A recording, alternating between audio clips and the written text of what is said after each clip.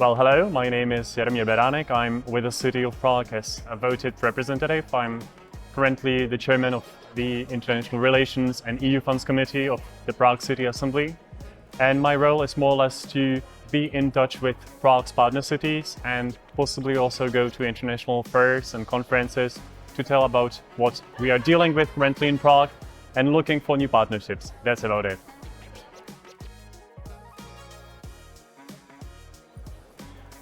In Prague, there is really a lot of things going on. We are trying to get as much as possible from the EU funding, which is currently, I would say, very generous when it comes to implementing greener and novel technologies.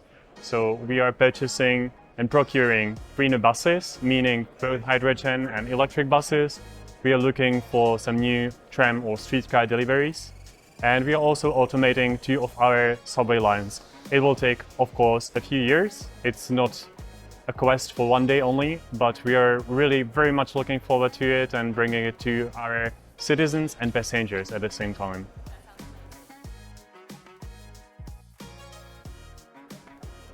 I'm not quite sure if this is the question for industry, because it's a lot about citizens and travelers' preferences.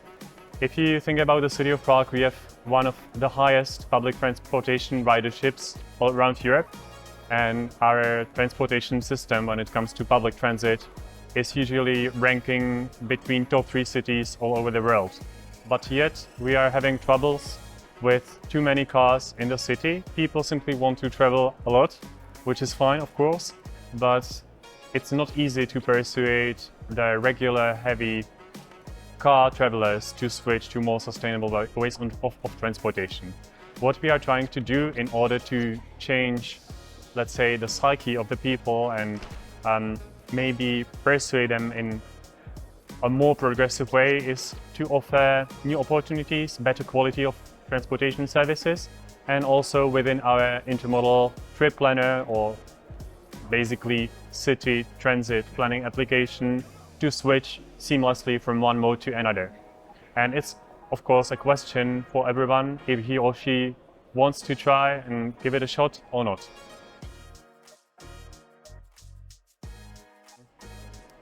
I'm hoping that we will soon go fully electric wherever it is possible, not just trams and subway, obviously, but also the buses.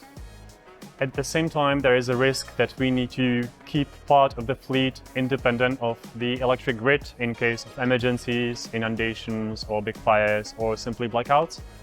But at the same time, we see a great opportunity in going fully green and fully electric, because not only does it save time and resources, but it can also attract new clients, new travelers, because the transportation which is using electric buses is, in my view at least, more comfortable because it is more silent.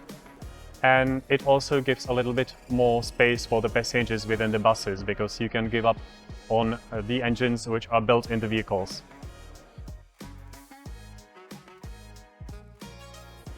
To be honest with you, I've just arrived 15 minutes ago, but I did my homework and did some preparations ahead of the event. And I'm looking forward to meeting a few business partners, possibly, but my role is not to look and procure goods or services, but to get the inspiration and possibly tell what are the novel solutions out there in the outer space that we can think about when implementing the novel technologies in our city. So I'm looking forward mainly to visiting some of the lectures, to interacting with other speakers, because I'm a speaker myself. I will be having a presentation tomorrow. And last but not least, what's always the best about events like this is the informal meetings. And for that purpose, I'm looking forward to the event which is happening tonight.